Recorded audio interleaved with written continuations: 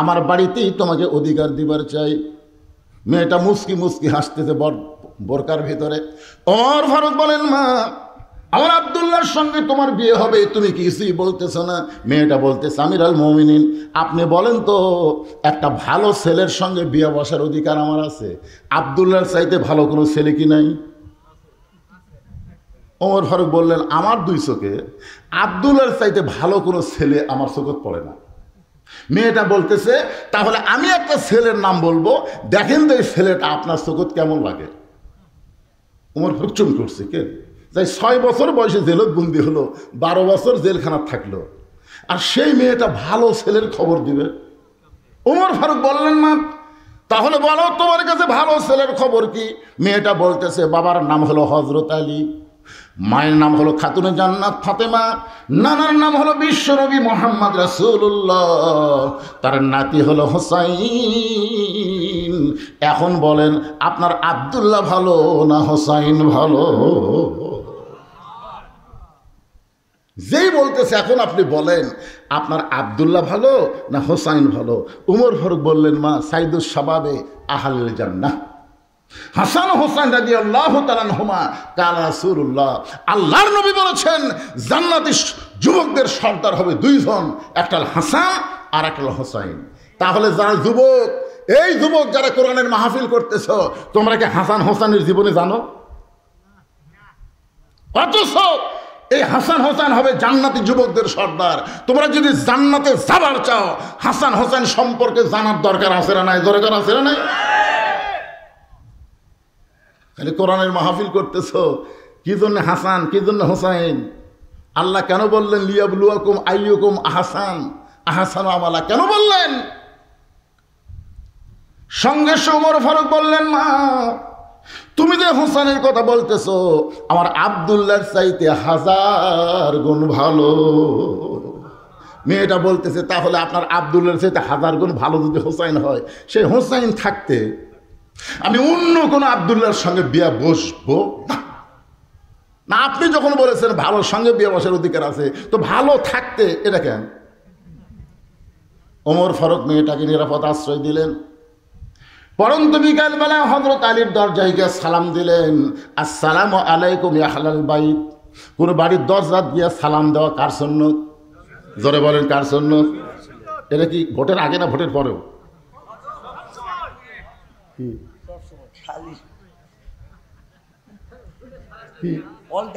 All time. আমাদের এক নেতা গাড়ি চড়ে আসতেছে, আমার দেখার জিনিস তো, অনেক কিছু যেটা দেখি সেটা ওয়াজের মধ্যে বলি। নেতা ড্রাইভারকে বলতেছে গাড়ি থামা। ড্রাইভার বলতেছে, স্যার কি জন্যে? বলো ওই যে মানুষ আসতেছে। ড্রাইভার বলতেছে, না স্যার ওরা তো ফকির। ভোটের আগে পাগলা, ফকিরও স্যার হামুতে। গাড়ি যেই ব্রেক করছে, নেতা গাড়ির থেকে নামা সালাম দিচ্ছে, আসসালামু আলাইকুম। ফকির খেলে চারিদিকে তাকায়। নেতা বলতেছে, কি দেখেন? বলে আমি দেখতেছি কাক সালাম দিলাম। আপনাকে দিলাম, ভিক্ষা করে খায়। ভোটের আগে ফকিরও তা হামুতাই। এখন এমন কতগুলো নেতা দেখা যাবে খালি সালাম ধরে করার কথা ঠিক না। এই সালাম শুধু ভোটের আগে দিলে হবে না, সব সময়। এমনকি বাড়ির দরজার যদি কোনো মানুষ নাও থাকে, তাও সালাম দেওয়া নবীর সুন্নাত। এমনকি কবরে কোনো জীবিত মানুষ নাই, তারপরেও কবরের ধার দিয়ে যাওয়া হলো সালাম দেওয়া নবীর সুন্নাত। জোরে করে সুবহানাল্লাহ। আসসালামু আলাইকুম ইয়া আহলাল কুবুর। এই কবরবাসী যারা, তাদের উপর আল্লাহ রহমত বর্ষিত হোক। জোরে করে সুবহানাল্লাহ। তাহলে জীবিত মানুষকেও সালাম দেওয়া যাবে। যদি দরজায় কোনো মানুষ না থাকে, তারপরেও বাড়িকে লক্ষ্য করে সালাম দেওয়া যাবে। কোনো মানুষ যদি জীবিত না থাকে, কবরস্থানেও সালাম দেওয়া যাবে। হযরত ওমর আলীর দরজায় গিয়ে সালাম দিয়ে বললেন, আম্মা সাইলা ফালা তানহার। হযরত আলী চমকে গেলেন, কারণ সালাম শুনি বুঝতে পারছে এটা উমর ফারুকের সালাম। কিন্তু এরপরে যে আয়াতটা পড়ল,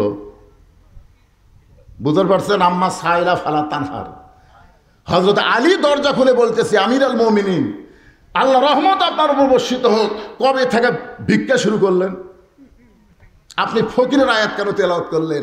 ওমর ফারুক বলে, আলী আজকে আমার জীবনের সবচাইতে বড় বিপদ।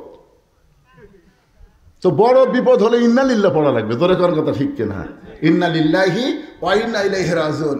আপনি ফকিরের আয়াত কারো বললেন। ওমর বলতে সালিম, জীবনে কোনোদিন ঘটকালি করি নাই, আজকে প্রথম ঘটক হয়ে তোমার দরজায় তোমার হোসেনের ব্যাপারে আমি ওমর একটু ঘটকালি করবার চাই। আলী বললেন, আলহামদুলিল্লাহ, আপনার মতন মহান ব্যক্তি যদি ঘটক হয় তাহলে পাত্রী অবশ্যই ভালো হবে। আপনার বলেন তো, ঘটক যদি ভালো হয় পাত্রী খারাপ হবে? বাবা মুরব্বী, কি হয়েছে বাবা? হ্যাঁ হ্যাঁ, এইরকম বয়সের লোক ধরে নিয়ে যাও বাবা, ধরে নিয়ে যাও, অসুবিধা নাই তো, বয়স বেশি। আপনারা বলেন তো, সব বয়সে ওয়াজ শোনা লাগবে? ধরে কারণ সব বয়সে ওয়াজ শোনা লাগবে? ওনাকে আল্লাহ পেনশন দিয়ে দিছে, আল্লাহ দিয়ে দিছে। সরকারি চাকরি যারা করে বুড়া বয়সে তাদের চাকরি করা লাগে না, বসে থেকে বেতন দেয়। ধরে কারণ কথা ঠিক কি না? সরকারি চাকরি বোঝেন আপনারা? বোঝেন, কিন্তু সরকারি বয়স বোঝেন না। আমি যুবকদের মাহফিল, যুবকদেরকে লক্ষ্য করে বলতেছে, একটু মনোযোগ দিয়ে শোনেন। হযরত আলী বলতেছেন, আপনার মতন মহান ব্যক্তি যদি হোসেনের ঘটক হয় তাহলে পাত্রী অবশ্যই ভালো হবে। ওমর ফারুক বললেন, 1 নম্বর গুণ হলো 6 বছর বয়সে ঈমান গ্রহণ করছে। পাত্রীর 2 নম্বর গুণ হলো 12 বছর ঈমানের পরীক্ষা দিয়েছে। সকালবেলা 3টা করে চাবুক, বিকালবেলা 3টা করে চাবুক মারছে, এরপরেও মেয়েটা ঈমান হারা হয় নাই। ওমর ফারুক বললেন, পাত্রীর 3 নম্বর গুণ হলো, আমার হাদিসের হাফেজ, কোরআনের হাফেজ আব্দুল্লাহর সঙ্গে বিয়ে দিবার চাইলাম, কিন্তু মেয়েটা আমার আব্দুল্লাহকে অ্যালাউ করে নাই। আলী তোমার হোসেনকে বড় পছন্দ করে, এখন বলো এমন মেয়েটাকে তোমার বেটার বউ করা যায়? আলী বলতেছে, আমির আল মুমিনিন, আমি মনে মনে মনে মনে এমন একটা মেয়ে খুঁজতেছিলাম।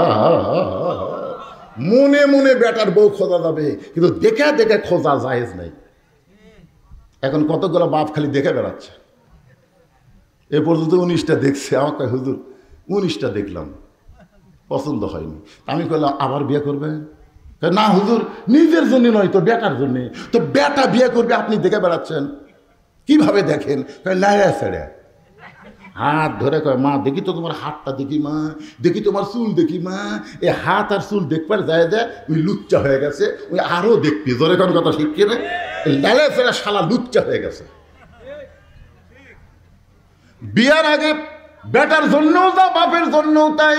খুব মনোযোগ দেবেন, বিয়ার আগে ছেলের জন্য যা, বাবার জন্যও তাই। একটু মনোযোগ দিয়ে শুনবেন। আলী বলতেছে, এমন একটা মেয়ে আমি মনে মনে খুঁজতেছিলাম। ওমর ফারুক বলেন, আলী তুমি যে মেয়েকে খুঁজতেছিলা সেই মেয়ের খোঁজ যখন আমি দিলাম, এখন বলো কি? বলে, আমার পক্ষ থেকে আমি 100 ভাগ রাজি। বিয়া দিবে কার সাথে? এ কথা কন না কেন? ঘটকালি কার সাথে হচ্ছে? 100 ভাগ রাজিকে। ওমর ফারুক বুকের মধ্যে নিয়ে বলতেছেন, আল্লাহুম্মা জিদ মুহাব্বাতান লিল্লাহি ওয়া লিরাসূলিহি। ওমর ফারুক আলী যখন কোলাকুলি করতেছে, এমন সময় হোসেন ঘর থেকে বের হয়ে বলতেছে, আসসালামু আলাইকুম। 2 মুরব্বী, আপনার 2জন যেভাবে কোলাকুলি করতেছেন মনে হয় বিয়ে আপনারাই করবেন। ওমর ফারুক বলে, হোসেন আমরা 2জন তোমার মুরব্বী, তুমি কি মুরব্বী মানো না? হোসেন বলতেছে, আপনার 2জন আমার মুরব্বী আমি জানি, কিন্তু আসল মুরব্বী হিসাবে আমি শুধু একজনকেই মানি। দুনিয়াতে যতই মুরব্বী হোক, কোনো মুরব্বী মানা যাবে না, একমাত্র মুরব্বী হলো মুহাম্মদ রাসূলুল্লাহ। ধরে বলেন কথা ঠিক কিনা? আজকে তাবলীগেরা 2 মুরব্বী ধরছে, থেকে 2 দল হয়ে গেছে। এক মুরব্বী, আতিউল্লাহ ওয়া আতিউর রাসূল। এরপরে বলা হয়েছে উলিল আমরি মিনকুম, এখানে তো বলা হয়নি আতিউ উলিল আমরি মিনকুম, এখানে আল্লাহ বলে নাই। কুল, হে রাসূল আপনি বলেন, ইন কুনতুম তুহিব্বুন আল্লাহ ফাত্তাবিউনি, কেউ যদি আমি আল্লাহকে ভালোবাসতে চাই, আমার গোলাম হতে চাই, তাহলে তার একটাই মাত্র আমল, ফাত্তাবিউনি, আপনাকে গ্রহণ করতে হবে। রাসূল সারা চোখ বন্ধ করে কাউকে মানা যাবে না। ধরে কোন কথা ঠিক কিনা কথা বলেন? ওমর ফারুক বলে, হোসেন তুমি কি বলবার চাও? হোসেন বলতেছে, আপনার 2জন আমার মুরব্বী, আমি আপনাদের সম্মান করি, কিন্তু আসল মুরব্বী হিসাবে আমার নানাকেই শুধু আমি মানি। ওমর ফারুক বলে, হোসেন তুমি একটু সুন্দর করে বোঝায় বলো। হোসেন বলতেছে, কয়েকদিন আগে আমি স্বপ্নে দেখলাম আমার নানা ঘরের মধ্যে আরাম করতেছে, আমি হুসাইন দরজা গিয়ে বললাম, নানু ভাই আমি একটু ঘরের মধ্যে যাবার চাই। আমার নানা বলতেছে আমি জান্নাতে আরাম করতেছি, এখন দরজা খোলা যাবে না। আমি হুসাইন চমকে গেলাম, যেই নানা আমার ভাঙ্গা ঘর থেকে কথা বলতেছে আর সেই নানা জান্নাতে আরাম করতেছে। দরজা না খুললে কি হবে, জানলার একটা ফাঁক দিয়ে আমি তাকায় দেখি আমার নানি উরাতকে বালিশ বানিয়ে দিছে। সেই উরাতের ওপর আমার নানা মাথা দিয়ে শুয়ে আছে। নানি আমার চুলের মধ্যে বিলকি কাটতেছে। আমি রাগ করে বললাম, নানু ভাই নানির উরাতকে বালিশ বানায় শুয়ে থাকলে কি জান্নাতে থাকা যায়? আমার নানা বলে, হোসেন রে তুই ছোট্ট মানুষ, তুই বুঝবি না। তোর নানির মতন বউ যদি কেউ ঘরে পায়, ওই ভাঙ্গা ঘরটা আল্লাহর জান্নাত হয়ে যায়। তোর নানির মতন বউ যদি কেউ ঘরে পায়, ওই ঘর ভাঙ্গা হলেও আল্লাহর জান্নাত হয়ে যায়। তাহলে দুনিয়াতে আপনার ঘর যদি জান্নাত বানাবার চান, ভালো একটা বইয়ের দরকার আছে না নাই? জোরে জন আছে না নাই? আজকে সারাদিন কাজ কাম করি, বাড়ির যায় শান্তি নাই, অশান্তির আগুন দাউ দাউ করে জ্বলতেছে অনেকের বাড়িতে। জোরে কর কথা ঠিক কোন ঠিক কেনা ভাইজান? হোসেন বলতেছে আমি সেই দিন থেকে সিদ্ধান্ত নিয়েছি, বিয়ে যদি করতে হয় নানা যেমন বিয়ে করছে আমি তেমন বিয়ে করব। কারণ বাবা আপনি আমার বড় ভাইকে বিয়ে করাছেন, আপনি তার খবর জানেন। তালি বলতেছে কি হয়েছে? বলে আমি কিছুদিন হলে দেখতেছি বড় ভাই হাসান গোপনে গোপনে কান্দে। আমি তার কান্না ধরে একদিন বললাম, ভাই কি জন্য কান্দেন? তো বলা যাবে না, তুই ছোট মানুষ, তো বলা যাবে না। আমি জোর করে বললাম, বড় ভাই কি জন্য কান্দেন? আমার ভাই বলল, তোর ভাবি ভালো না, তোর ভাবি ভালো না। হাসান দাদার বইয়ের নাম হলো জায়দা। জোরে বলেন নাম কি? বিয়ে করার পর থেকেই হাসান রাদিয়াল্লাহকে অত্যাচার করতেছে, যার কারণে গোপনে গোপনে কাঁদতেছে। আজকে যারা ঘরের মধ্যে খারাপ বউ আছে তাদের গোপনে গোপনে কান্না আছে না নাই? জোরে কান আছে না নাই? আমার ভাই যেমন ঠকছে বিয়ে করে, আমি আমার ভাইয়ের মতন ঠকতে চাই না। আমার নানা যেমন জিতেছে, আমি নানার মতন বউ চাই। জোরে কান সুবহানাল্লাহ। দৌড়ে গিয়া বাবার হাত ধরে বলতেছেন, বাবা আপনি সত্যি করে বলেন তো আমার মা আপনার কেমন বউ ছিল? আপনি যেমন আমার মাকে বউ করে শান্তি পাইছেন দুনিয়ায়, আমার নানা যেমন বিয়ে করে শান্তি পাইছে দুনিয়ায়, আমি হোসাইন তেমন একটা মেয়েকে বিয়ে করতে চাই। ওমর ফারুক বলে, হোসাইন আমি যে মেয়েটার ঘরটালি করতেছি বাবা, ওই মেয়েটাকে তুমি বিয়ে করো। তোমার নানির মতন তোমার নানা যেমন বউ পাইছে, তোমার বাবা তোমার মাকে যেমন বউ পাইছে তেমন একটা বউ পাইবা। হোসেন বলতেছে আপনার কথা মতো আমি বিয়ে করতে পারবো না। ওমর ফারুক বললেন, তাহলে কি বলতে চাও? হোসেন বলতেছে আমি মনে মনে সিদ্ধান্ত নিয়েছি, আমি এমন একটা মেয়েকে বিয়ে করব যে মেয়েটা আমার 3টা প্রশ্নের উত্তর দিবার পারবে। জোরে কান সুবহানাল্লাহ। ওমর ফারুক বলে, আলী হোসেন যে 3টা প্রশ্ন করবে এই প্রশ্ন সম্পর্কে তোমার জানা আছে? আলী বলতেছে আমি জীবনের প্রথম শুনলাম। ওমর ফারুক বলে, আমিও তো প্রশ্ন জানি না, যেই প্রশ্ন আমিও জানি না তুমিও শোনো নাই, সেই প্রশ্নের উত্তর মেয়েটা কেমনে দিবে? আমার ঘরটা আল্লাহ কবুল করে নাই। ওমর ফারুক কাঁদতে কাঁদতে মেয়েটা যেই ঘরের দরজায় গিয়ে বলতেছে, মা আমার আব্দুল্লাহকে বিয়ে কর, তোর জীবন শান্তিময় হয়ে যাবে। মেয়েটা বলতেছে আমার কোনো আপত্তি নাই, কিন্তু আপনাকে একটা বার বলতে হবে আব্দুল্লাহ হোসেনের চাইতে ভালো। শুধু একটাবার যদি বলেন আব্দুল্লাহ হোসেনের চাইতে ভালো তাহলে আমার কোনো আপত্তি নেই। ওমর ফারুক বলে, আমি কেমনে বলবো মা, কারণ হোসাইন আব্দুল্লাহর চাইতে 1000 গুণ ভালো, তাহলে হোসেন ভালো থাকতে খারাপ আব্দুল্লাহকে আমি বিয়ে করতে পারবো না। ওমর ফারুক বললেন, মা হোসেন সেই মেয়েটাই বিয়ে করবে যে 3টা প্রশ্নের উত্তর দিবার পারবে। এখন তুমি বলো, তুমি কি 3টার উত্তর দিবার পারবা? যেই প্রশ্ন আমি ওমর কোনোদিন শুনি নাই, যেই প্রশ্ন তার বাবাও কোনোদিন জানে না, তাহলে তুমি কেমনে উত্তর দিবা? মেয়েটা বলতে, আমিরুল মুমিনিন হোসেন কি 3টা প্রশ্ন করবে আমি জানি না, তবে আমার ঈমান বলতেছে আমি না পারলেও আমার আল্লাহ পারাবে। বর্তমানে গোটা বাংলাদেশ ওয়াজ করে, যেইটুকু বুঝতে পারতেছি আমার ঈমান বলতেছে আগামীতে আল্লাহর কোরআন বাংলাদেশের সংসদে দেখা যাবে। ঈমান ঈমান ঈমান। আপনাকে ঈমানের খবর কি? এই মাশাআল্লাহ, বোঝা গেল এখানেও ঈমান ভালো আছে, কারণ এখনো পুরাপুরি বুঝে বলেই নাই, তাতে তাকবীর শুরু হয়ে গেছে। লিল্লাহি তাকবীর। কি বুঝতেছেন? সেই জেলায়, আগামীকাল আর এক জেলায়। আমি গতকাল ওয়াজ করছি নওগাঁ জেলার শেষ প্রান্তে রাজশাহী শুরু, তার আগে দিন ওয়াজ করছি দিনাজপুরের নবাবগঞ্জ। এক এক দিন এক এক রাতে এক এক জেলায় ওয়াজ করতেছি, প্রতিটা জায়গায় গিয়ে দেখতেছি মনে হয় ইমানের একটা ভাব চলে এসেছে। আর এই বাংলাদেশ থাকবে না, আগামীতে আল্লাহর কোরআনের বাংলাদেশ হয়ে যাবে। ধরে কোন কথা ঠিক কিনা? মেয়েটা বলতেছে আমিরুল মুমিনিন হোসেন কি 3টা প্রশ্ন করবে আমি জানি না, তবে আমার ইমান বলতেছে আমি না পারলেও আমার আল্লাহ পারাবে।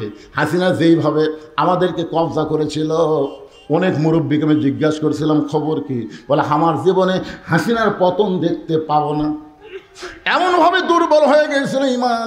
কিন্তু আবু সাইদ যখন রংপুরে প্রথম জীবন দিল, তখন থেকেই বাংলা মানুষের ইমানের পাওয়ার বেড়ে গেল। ধরে কোনো কথা ঠিক কিনা?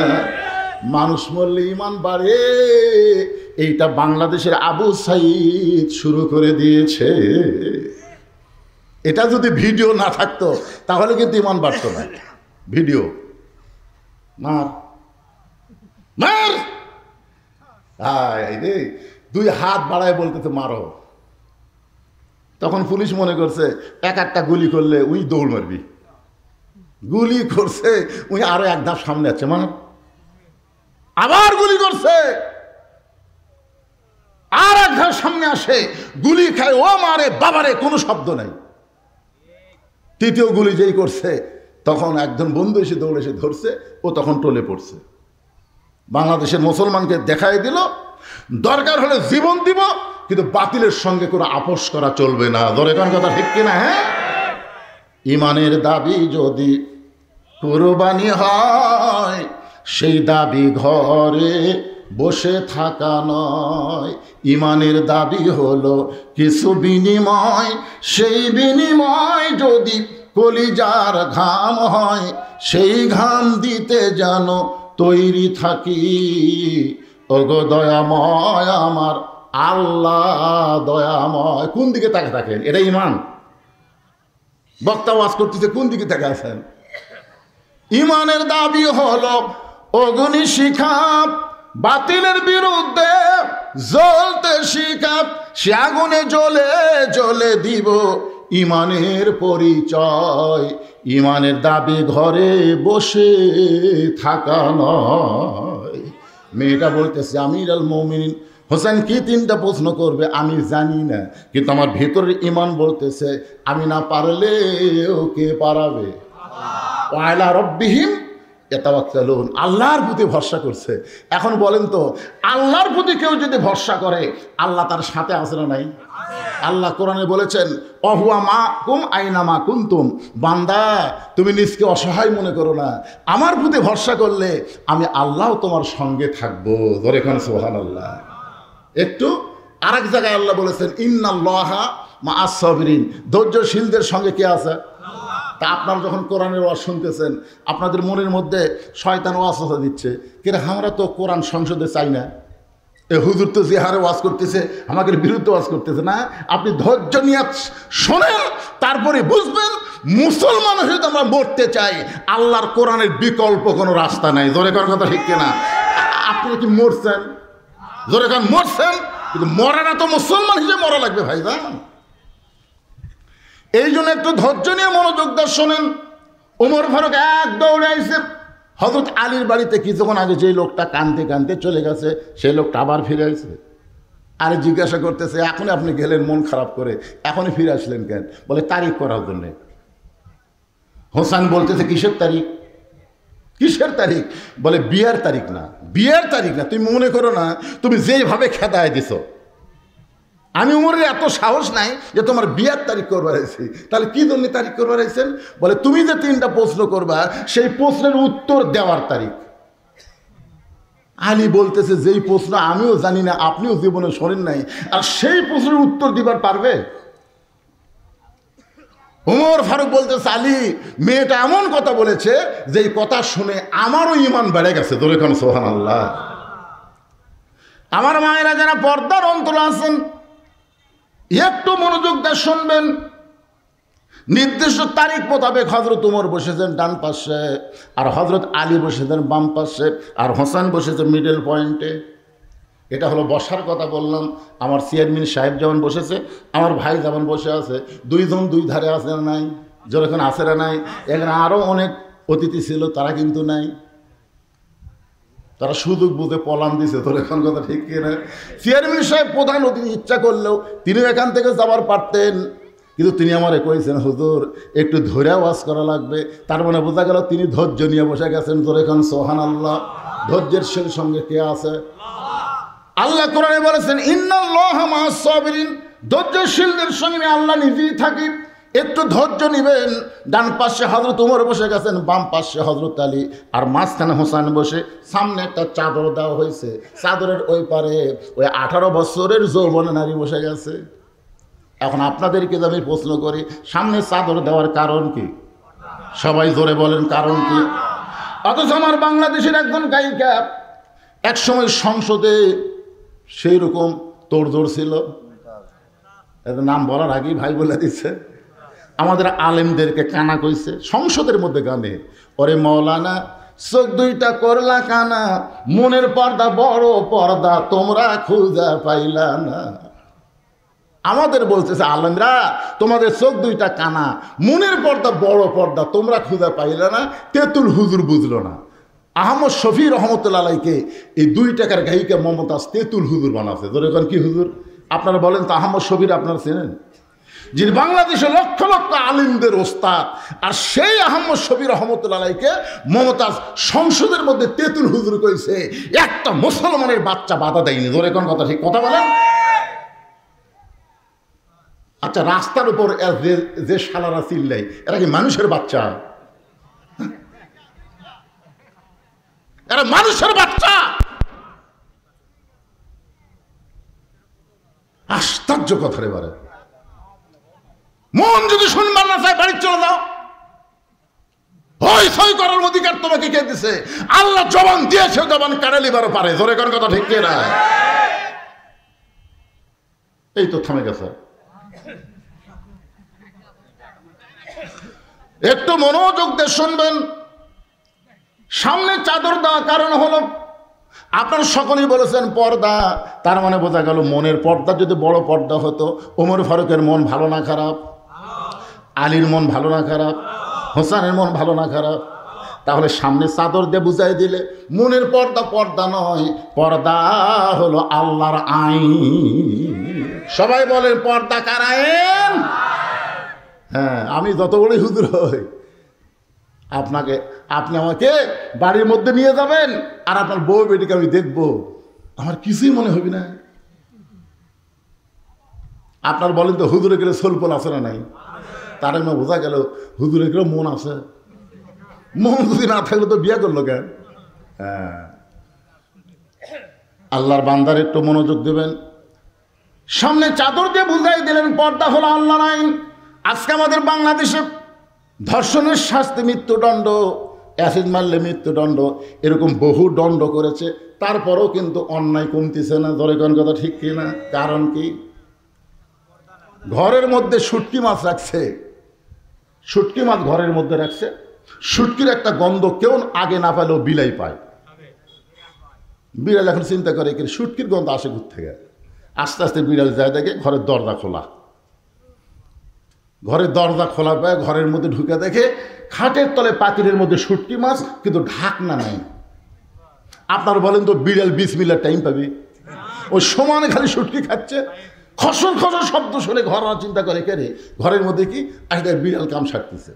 2000 টাকার কেজি শুটকি বিড়াল খাস, খপ করে ধরে বলতো, এই বিড়াল, পুনরায় যদি শুটকি খাস তোকে 20টা ব্যাত মারবো। একটা ব্যাত মারলি বিড়াল মরে যাবি। তা কড়া আইন দিতে 20 ব্যাত। ধরে কোন কয় ব্যাত? 20টা ব্যাতের আইন দিয়ে বিড়ালকে ছেড়ে দিছে, কিন্তু দরজা জানলা আগের মতোই খোলা রাখছে। আপনার বলেন তো, এই 20টা ব্যাতের কথা শুনে বিড়াল কি শুটকি খাওয়া বন্ধ করবে? তুমি যতই আইন করো, বিড়ালের হাত থেকে শুটকি বাঁচাবার গেলে ওই 20টা ব্যাতের মিথ্যা আইন না করে দরজা জানলা বন্ধ করার আইন করো। ধরে কোন কথা ঠিক কিনা? আজকে ধর্ষণের আইন করেছো, অ্যাসিডের আইন করেছো, কিন্তু পর্দার আইন করো নাই। আজকে পর্দার আইন করো, বাংলাদেশে কোনো নারী ধর্ষণ হবে না। ধরে কোন কথা ঠিক কিনা? একটু মনোযোগ দিয়ে শুনবেন। ওমর ফারুক বলে, হোসাইন এখন তুমি প্রশ্ন শুরু করে দাও, তুমি যে 3টা প্রশ্ন করবে এখন থেকে প্রশ্ন শুরু করে দাও। এবার হোসাইন দাঁড়িয়ে বললেন, রে মেয়ে, তুমি একা একা বসে আছো, তাই বলে মনে করো না তুমি একলা হয়ে গেছো। আমি হোসাইন বড় একা। মনোযোগ দিয়ে শুনবেন, তুমি একা একা বসে আছো তাই বলে মনে করো না তুমি একা, বড় আমি হোসাইন বড় একা হয়ে গেছি। ওমর ফারুক বলে, হোসাইন তোমার ডান পাশে আমি বসে আছি, বাম পাশে তোমার বাপ বসে আছে, এরপরে তুমি একা কেমনে হলা? সঙ্গে সঙ্গে হোসাইন বলে, হে মেয়ে, আমার 2 পাশে 2জন মহামানব দেহ নিয়ে বসে আছে, কিন্তু এই 2 মহামানব মনে মনে তোমার পক্ষ নিয়েছে। আপনার বলেন তো, হাসিনার সময় যে দিনের ভোট রাতে হলো, ড্যামি নির্বাচন হলো, নির্বাচন কমিশনার কি নিরপেক্ষ ছিল? এ কথা নিরপেক্ষ ছিল? সবাই বলতেছিল নিরপেক্ষ নির্বাচন কমিশনার, কিন্তু নির্বাচন কমিশনার মনে মনে একটা দলের পক্ষ নিয়েছিল। ধরে কার কথা ঠিক কিনা? 18 সালে বিএনপি মাত্র 6টা আসন পেল। এক সময় হাসিনা বলল, ভিক্ষা দিছি। 6টা আসন কি দিছি? ভিক্ষা দিছি। তার মানে বোঝা গেল নির্বাচন কমিশনার নিরপেক্ষ ছিল না, একটা দলের পক্ষ ছিল। ওমর ফারুক বলেন তো মনে মনে কার পক্ষে? জোরে বলা লাগবে, কার পক্ষে? হযরত আলী কার পক্ষে? কিন্তু বসে আছে ছেলের দিকে। এখানে বুঝাই দিল যে বিবাহের আগে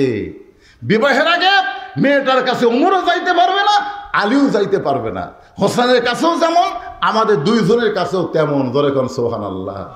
এবার ওমর ফারুক বলে, হোসাইন তাহলে কি এখন প্রশ্ন শুরু হবে? হোসেন বলে, রে মেয়ে, আমার 1 নম্বর প্রশ্ন হলো, আমার মাকে তুমি জানো? হযরত আলী বাম পাশ থেকে চুমকে উঠছে, কেন আমি ছেলের সঙ্গে আছি, আর ছেলে বাপের কথা না বলে মায়ের কথা কেন বলতেছে যে আমার মাকে তুমি জানো? খুব খেয়াল করবেন, এমন প্রশ্ন করেছে, উত্তর দেওয়া খুবই সহজ, খুবই সহজ। আমার মাকে তুমি জানো? আমি কোন মায়ের সন্তান? ফাতেমা সম্পর্কে আমাদের সবার জানা আছে না নাই? এজরে আছে না নাই? সেই কারণেই হোসেন বলতেছে, আমার মাকে তুমি জানো? আমি কোন মায়ের সন্তান? সঙ্গে সঙ্গে পর্দার ওপার থেকে মেয়েটা বলে, হোসাইন আমি আপনার মাকে চিনি। প্রশ্ন করেছে জানো, সঙ্গে সঙ্গে মেয়েটা বলতেছে আমি আপনার মাকে চিনি। এই উত্তর শুনে ওমর ফারুক জিহ্বাত কামড় দিয়েছে। হযরত আলীর চোখ দিয়ে দরদর করে পানি পড়তেছে। ওমর ফারুক জিহ্বাত কামড় দেওয়ার কারণ হলো প্রথম প্রশ্নে আউট হয়ে গেল। 3বার উত্তর দিবি, একটাতেই তো আউট। প্রশ্ন করলো আমার মাকে জানো, আর উত্তর দিল আমি চিনি। আলীর চোখ দিয়ে পানি পড়ার কারণ হলো আমি হোসেনের মাকে ঠিক মতো চিনবার পারিনি, আমি নিজেই পারিনি। এত বছর সংসার করার পরেও আমি হোসেনের মাকে পুরোপুরি চিনতে পারিনি। চোখ দিয়ে দর দর করে পানি পড়তেছে, আর মেয়েটা বলতেছে হোসেন আমি আপনার মাকে চিনি। কিন্তু 3 বিচারক কেউ কোনো কথা বলতেছে না। একসময় মেয়েটা বলে, হোসেন আপনি প্রশ্ন করলেন, আমি উত্তর দিলাম, উত্তর হলো কি হলো না, 3 বিচারকের 1 বিচারকও কিছুই বলেন না। ওমর ফারুক বলতেছে কেমনে হবে? তোমাকে প্রশ্ন করলো কি আর তুমি উত্তর দিলে কি? হোসেনের মা ফাতেমা সম্পর্কে দুনিয়ার সমস্ত মানুষ জানতে পারে, কিন্তু চিনতে পারে এই খবর কেউ বলতে পারবে না। বেপর্দা নারী যারা, সমাজের সবাই চিনবে তারা। ধরে কোন কথা ঠিক কিনা? আপনার গ্রামত কার বউ কেমন সুন্দর এটা আপনার বলে পারবেন তো? পারবেন না? 4-5 জন এক জায়গায় বসে সব বাহাস লাগছে, কে রে আমাকে পাড়ার মধ্যে সবচেয়ে সুন্দরী বউ কার রে? তখন বলতেছে উমুকে। না না না, তুই ঠিক মতো দেখিস নি, ওই পাড়ার ওর বউ সবচেয়ে সুন্দর। তাহলে তোমরা তো অপরের বউ সুন্দরের কথা বলতেছে কেমনে? এর বউ সুন্দর সবচেয়ে বেশি, এ কথা জানার পেছনে কারণ হলো ওই মেয়েটা বেপর্দা নারী যারা, সমাজের সবাই চিনবে তারা। ধরে কোন কথা ঠিক কিনা? আপনারা বলেন তো ফাতেমা কি বেপর্দা? তাহলে কেমনে বলতেছে আমি চিনি? আলীর চোখ দিয়ে দর দর করে পানি পড়তেছে। এমন সময় মেয়েটা বলে, হোসাইন আপনার মায়ের চোখের ভুরু জোড়া ছিল, আপনার মায়ের বাম গালে কালো একটা তিল ছিল, এই থুতুনির তলে লাল একটা দাগ ছিল। সঙ্গে সঙ্গে আলী বলতেছে, মা যা বলছিস মা, আর বলিস না, কারণ 3 জনের মধ্যে একজন পরপুরুষ আছে। আপনার বলেন তো এই 3 পুরুষের মধ্যে ফাতেমার জন্য পরপুরুষকে? জোরে বলেন। তাহলে চিন্তা করে দেখেন, 3 জনের মধ্যে একজন পরপুরুষ, যাকে হযরত আলী পরপুরুষ বলতেছে, সেই পরপুরুষ সম্পর্কে আল্লাহ নবী বলেছেন, আমার পরে কেউ যদি নবী হতো লাউ কানা ওমর, আল্লাহ ওমরকে নবী বানায় দিত। রাসূল বলেছেন নবুয়তের দরজা বন্ধ দেখে ওমর নবী হওয়ার পারে নাই, কিন্তু নবী হওয়ার সব যোগ্যতা আল্লাহ ওমরকে দান করেছে। সেই ওমর যদি পরপুরুষ হয়, তাহলে মুরিদের বইয়ের কাছে পীর কি পুরুষ? আর কথা কয় না, মুরিদের বইয়ের কাছে পীর কি পুরুষ? নাই। তিনটা জিনিস খেয়াল করবেন, বড় ডাক্তারের বউ কোনোদিন সিজার লাগে না। বড় ডাক্তার যারা, তারা বউকে সিজার করে না। কারণ কি জানেন? সিজার করলে বাচ্চারও ক্ষতি, মায়েরও ক্ষতি। এই জন্য ডাক্তারের বউয়ের সিজার লাগে না। 2 নম্বর হলো মৌলানার বাড়িতে মিলাদ হয় না। দেখবেন খেয়াল করে, মৌলবীদের বাড়ি মিলাদ হয় না। ওরা পরের বাড়িতে পড়ায়, কিন্তু নিজের বাড়িতে হয় না। আর 3 নম্বর হলো পীরের বউ কোনোদিন মুরিদ হয় না। খেয়াল করে দেখবেন, পীরের বউ জানে আমার পীর মাঝে মধ্যে মুরিদের বউয়ের দিকে চোখ মারে, এই লুচ্চার হাতে মুরিদ হবো না। ঠিক আছে? মাশাআল্লাহ। তাহলে 3টা মুখস্থ রাখবেন। 1 নম্বর হলো ডাক্তারের বউয়ের সিজার লাগে না, 2 নম্বর হলো মৌলবীর বাড়িতে মিলাদ লাগে না, আর 3 নম্বর হলো পীরের বউ মুরিদ হয় না। যেই পীরের নারীদেরকে মুরিদ দেয়, বুঝবেন এরা ভণ্ড। ধরে কোন এরা কি? এরাই ভণ্ড। হ্যাঁ, আল্লাহর বান্দার একটু খেয়াল করবেন।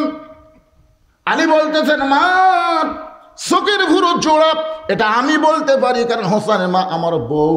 এই কারণে প্রত্যেকটা স্বামী বলতে পারে তার বইয়ের ভুরু কেমন, জোরে কোন ঠিক কিনা? আমি বলতে পারবো। রাসূল বলেছেন, স্বামীরা যদি স্ত্রীর 2 চোখের মাঝখানে এই যে ভুরু দেখতেছেন, এই 2 চোখের মাঝখানে যদি একটা চুমা খায় ভুরুর উপরে, আল্লাহ তারা খুশি হয়ে তাদের আমল নামায় একটা নফল হজের সওয়াব দিয়া দেয়। এইদিকে তাকান, কোন জায়গা? এই 2 ভুরুর মাঝখানে এই চুমা দেওয়ার নফল হজের সওয়াবের কথা কইছি। মেয়েদের কাছে এক সিলি পাইছে, হুজুর আপনি তো মস্ত বড় ক্যাফাল করলেন। আমার স্বামী যে বিড়ি খাওয়া খায়, ওই ঘরের মধ্যে ঢুকলি মনে ভোকরা পাটা ঢুকছে, এই জায়গা চুমা খাবার গেলে তো আমার পেট খারাপ হয়ে যাবে। শোনেন, যারা বিড়ি খায়, এই যারা বিড়ি খায়, এরা যে ঘরত থাকে, সে ঘরে সবকিছু গন্ধ না? কথা কোন গন্ধ কিনা? আর কাপড় ধরেন, যা ধরেন, সব দুর্গন্ধ। এই জন্য আল্লাহ নবী বলেছেন, স্বামী স্ত্রী মহব্বত করার জন্য ঘুমানোর আগে মেসওয়াক করা সুন্নত, আবার ঘুম থেকে উঠে মেসওয়াক করা সুন্নত। আপনি যত বেশি মেসওয়াক করবেন, আল্লাহ আপনার মুখের দুর্গন্ধ তত বেশি দূর করে দিবে। সুবহানাল্লাহ, জোরে কর। আলী বলতেছেন, মা বাম গালে একটা তীর আছে, আমি বলতে পারি।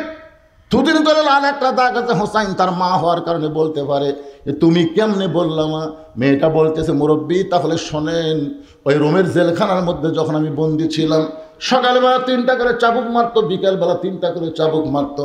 আমার দেহের এমন কোনো জায়গা নাই যে জায়গায় চাবুকের আঘাত লাগে নাই। এক সময় চাবুক মারতে মারতে আমি অধৈর্য হয়ে গেলাম, বিরক্ত হয়ে বললাম, আল্লাহ তুমি আছো আসমানে, তোমার নবী আছে মদিনায়, এই রোমের জেলখানার মধ্যে এত নির্যাতন, আমাকে দেখার মতন কেউ নাই। লা ইলাহা ইল্লাল্লাহ আছে আসমানে, আর মুহাম্মদ রাসূলুল্লাহ আছে মদিনায়। এই জেলখানার মধ্যে এত নির্যাতন হচ্ছে, দেখার মতন কেউ নাই। মাঝে মধ্যে কিন্তু বিরক্ত হয়েছে বিএনপির লোকেরা, বিরক্ত হয়েছে জামাতের লোকেরা, এই 15.5 বছর আল্লাহর ওপর। মাঝে মধ্যে নিজের বাড়ি বানাচ্ছে, সে বাড়ি থাকা যাচ্ছে না, আলুর বাগুরের মধ্যে থাকা লাগতেছে। তাও যদি আলুর দাম হতো, কথা নেই। এইবারে আলু যে কি করবি ভাই, আলুর বাগুরের মধ্যে থাকা লাগছে। ওয়াজ করে বাড়ি থাকা যায় নাই। বাড়ির বউ মোবাইল করে বলতেছে, সন্ধ্যা থেকে পুলিশ ঘুরতেছে, আপনি বাড়িতে আসবেন না। চিন্তা করেন, চোর ডাকাত বলে শুয়ে আছে, আর আলিম হয়ে আলুর বাগুরের মধ্যে ঘুম পাড়তেছে। একটু বিরক্ত ভাব আসে কি আসে না? গাজার মুসলমান কিন্তু মাঝে মধ্যে বিরক্ত হয়, আল্লাহ ইসরায়েল ইহুদির আমাদের পাখির মতন হত্যা করতেছে, তুমি কখন সাহায্য করবে? মাতা নাসরুল্লাহ, তোমার সাহায্য কখন হবে? আল্লাহ কোরআনে বলেন, ওয়ালা নাবলুওয়ান্নাকুম বিশাইয়্যিম মিনাল খাউফি ওয়াল জুই ওয়া নাকসিম মিনাল আমওয়ালি ওয়াল আনফুসি ওয়াস সামারাতি ওয়া বাশশিরিস সাবিরিন। আল্লাহ ধরে না ধরে না ধরে না, ধরলে ছাড়ে না। এতদিন হাসিনা ধরেনি ধরেনি ধরেনি, আমরা মনে করতেছিলাম আল্লাহ কয় 41 সাল লাগবে না রে, 24 সালের মধ্যে আমি আল্লাহ এমন ধরা ধর্ম। আল্লাহ নবী বলেছিল 12 কোটি মুসলমান গাছের গোড়া নানা দিবে আর দিল্লির মামু বাড়ি গিয়ে পড়বা। ধরে কোন কথা ঠিক কিনা? আল্লাহর ওলির কথা 100 ভাগ সত্য হয়ে গেছে। সুবহানাল্লাহ হবেন না ভাই? একটু মনোযোগ দিয়ে শুনবেন। মেয়েটা বলতেছে মুরব্বী হযরত আলীকে লক্ষ্য করে বলতেছে যে আমি বিরক্ত হয়ে বললাম, আল্লাহ তুমি আছো আসমানে, নবী আছে মদিনায়, এই জেলখানায় এত নির্যাতন আমাকে করতেছে, আমাকে দেখার মতন তো কেউ নাই। একথা বলে কাঁদতে কাঁদতে যখন ঘুমায় গেছি, ওই ঘুমের ঘোর আমি স্বপ্নে দেখতে পাই আমার শিওরের পাশে নূরের একটা পুতুলি বসে কাঁদতেছে। আমি বললাম কে গো আপনি? জান্নাতের হুরি না বেহেশতের পরি? আমার মাথায় হাত দিয়ে বলে মা আমি জান্নাতের হুরিও না বেহেশতের পরিও না, আমি হলাম জগৎ বিখ্যাত মা ফাতেমা। আমি তখন ওই ঘুমের অবস্থায় স্বপ্নে তার চেহারার দিকে তাকালাম, কিছুই দেখতে পাইলাম না। যতটুকু দেখতে পাইলাম ভুরু 2টা জোড়া, বাম গালে কালো একটা তিল, থুতুনির তলে লাল একটা দাগ দেখেছি, এর বাহিরে আর কিছুই দেখতে পাই নাই। সঙ্গে সঙ্গে হোসেন বলে রে মেয়ে, 1 নম্বর প্রশ্নের উত্তর যেমন আশা করেছিলাম তার চাইতে 100 গুণ তুমি সুন্দর উত্তর দিয়েছ। লিল্লাহে তাকবীর। ওমর ফারুক বলতেছে আমার ঘটকালে আল্লাহ কবুল করছে। হোসেন বলতেছে এত সহজ না, 3টা প্রশ্নের উত্তর দিলে বিয়ে করব, নচেত আমি বিয়েই করব না। ওমর ফারুক বলে হোসেন তাহলে এখন 2 নম্বর প্রশ্ন শুরু করো।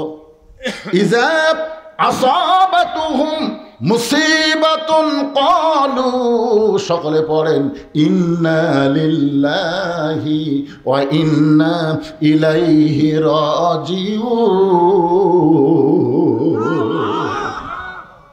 যে আয়াতকে সামনে নিয়ে আলোচনা করতেছি ভাইজান, যখন বিপদ আপদ মুসিবত তোমাদের সামনে আসবে, আল্লাহ দোয়া শিখে দিয়েছেন বেশি বেশি তোমরা ইন্না লিল্লাহর আমল করবে।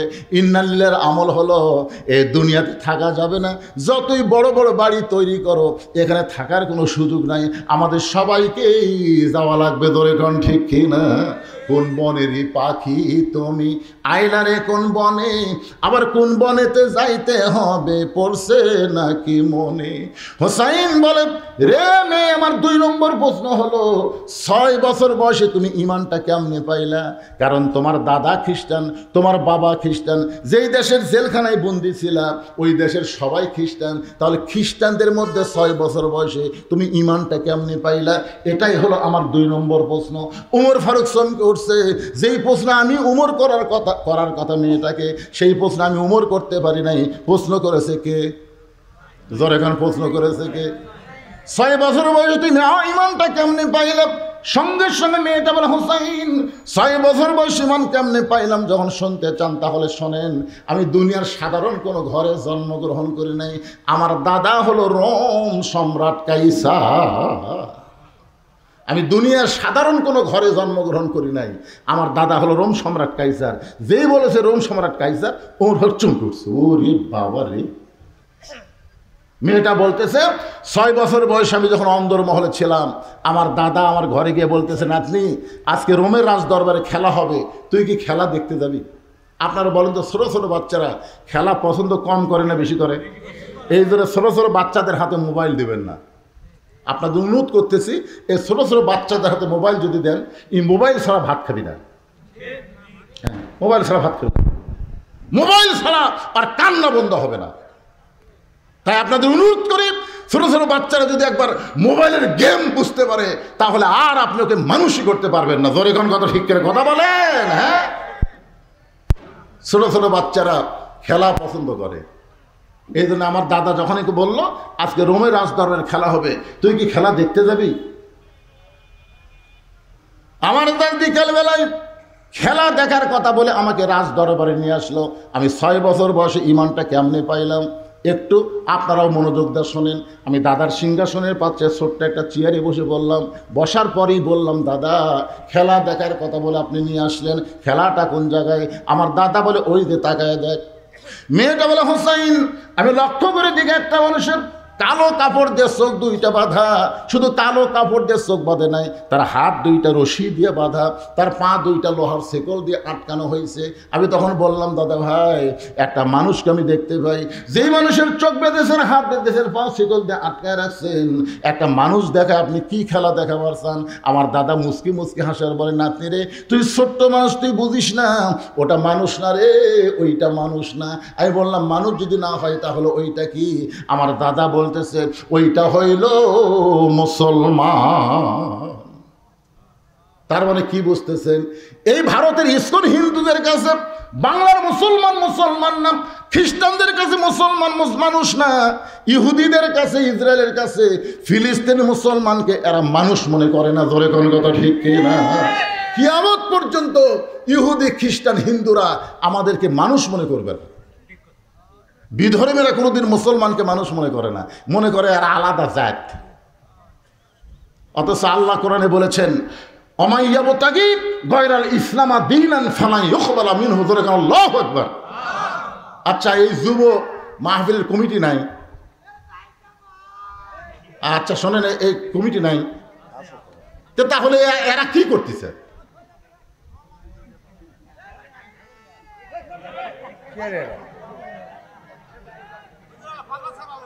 আরে পাগলা ছাগলা হলে তো আপনার ওদিক তাকাচ্ছেন, আপনি সামনে বসে ভালো শুনতেছেন, কিন্তু মাঝখান থেকে ওরা খালি মাথার সমস্যা তো ওনারে ভাই। কিন্তু আপনার যদি আমার কথাগুলো এই সময় এসে ব্যাখ্যাল হন, কঠিন কথা হচ্ছে যে ওইটা মানুষ না, ওইটা মুসলমান। কি বুঝতেছেন? আমার দাদা না থাকেন, আরে শোন, এটা মানুষ না, এটা হলো মুসলমান। আমি তখন বললাম, দাদা, এই মুসলমানকে নিয়ে আপনি কি খেলা খেলবেন? আমার দাদা বলে, ওই যে তাকায় দেখ। আমি তাকায় দিকে বিশাল একটা আগুনের চুলায় দাও দাও করে আগুন জ্বলতেছে, তার উপর বিশাল একটা ডেকসি, মনে মনে তেল, নিচের আগুনের তেলগুলো টকবক টকবক করতেছে। আমার দাদা বলতেছে, ওই মুসলমানকে হাত পাও বান্ধা উত্তপ্ত তেলের মধ্যে ফেলে দিব, মুসলমান তেলের মধ্যে পড়েই মরে যাবে। আজকের খেলার নাম হলো মুসলমান মারার খেলা। আমি তখন ছোট্ট মেয়ে আস্তে করে বললাম, দাদা, এই মুসলমানকে না মাইরা এই মুসলমানকে ছেড়ে দেওয়া যায় না? এই মুসলমানকে হত্যা না করে এই মানুষ মারার খেলা, মুসলমান মারার খেলা কি বন্ধ করা যায় না?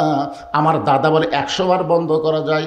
ওই মানুষটা যদি একটা বারের জন্য বলে আল্লাহ রাসূল মানি না, ওই মুসলমান খালি একটা বারের জন্য বলবে আল্লাহ রাসূল মানি না, তাহলে চোখের বাঁধন খুলে দিব, হাতের বাঁধন খুলে দিব, পায়ের শিকল খুলে দিব।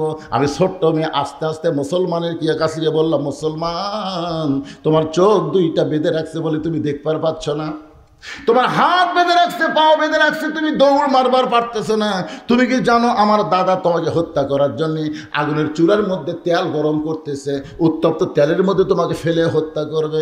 ও মুসলমান, তুমি যদি বাঁচতে চাও খালি একটা বারের জন্য বলো আল্লাহ রাসূল মানি না, খালি একটা বার বলবা আল্লাহ রাসূল মানি না, আমার দাদা তোমাকে ছাইড়া দিবে। সঙ্গে সঙ্গে মুসলমান বলল, মা, তুমি ছোট্ট মানুষ, তোমার কাছে জীবনের দাম বেশি, কিন্তু একজন মুসলমানের কাছে জীবনের চাইতে ইমানের দাম বেশি। আপনারা যারা বসে আছেন ভাইজান, আপনাদের কাছে জীবনের দাম বেশি না ইমানের দাম বেশি? কাদের কাছে ইমানের দাম বেশি? দুই হাত আল্লাহরে দেখান, লিল্লাহে তাকবীর। হ্যাঁ, এই জীবন যত চেষ্টাই করেন এই জীবন বাঁচাবার পারবেন না, যত চেষ্টায় আপনি করেন, কিন্তু আপনি একটু চেষ্টা করলে আপনার ইমানকে আপনি বাঁচাবার পারবেন। বর্তমানে আমাদের বাংলাদেশে ইমান হরণের চক্রান্ত চলতেছে, জোরে কোন কথা ঠিক কিনা? এই যুব শক্তিকে অপশক্তিতে রূপান্তর করার জন্য ইমান হরণের নানা ধরনের চেষ্টা চলতেছে ভাই। যখন বলেছে দরকার হলে জীবন দিব কিন্তু ইমান হারা হব না, রোম সম্রাট কাইসার দাঁড়িয়ে বলে, এই সৈন্যরা আর দেরি করা যাবে না, আর হাত পা বাঁধা অবস্থা আগুনের চুলার মধ্যে ফেলে দাও। মেয়েটা বলতো, হোসাইন, যখন আমার দাদা হুকুম করলো হাত পা বাঁধা অবস্থায় উত্তপ্ত তেলের মধ্যে ফেলে দাও।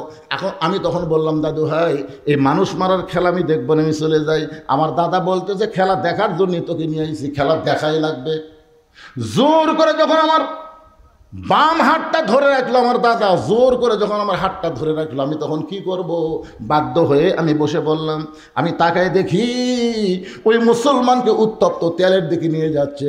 মুসলমান একটা বারও পিছু টান দেয় না, বীরের মতন সামনের দিকে যায়। সুবহানাল্লাহ কর না কেন? আশ্চর্য হয়ে গেলাম। আর কিছু দূর যাওয়ার পরেই এই মুসলমানকে উত্তপ্ত তেলের মধ্যে ফেলে দিবে।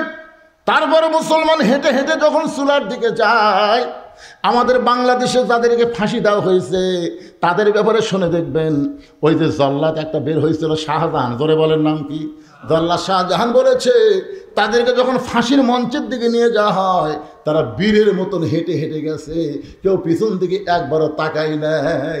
তার মানে বোঝা গেল তারা বীরের মতন ওই ফাঁসির মঞ্চের দিকে যায় কেন? ফাঁসির মঞ্চের মাধ্যমে আল্লাহ তাআলা তাদের জন্য জান্নাতের দরজা খোলার ব্যবস্থা করেছে। সুবহানাল্লাহ।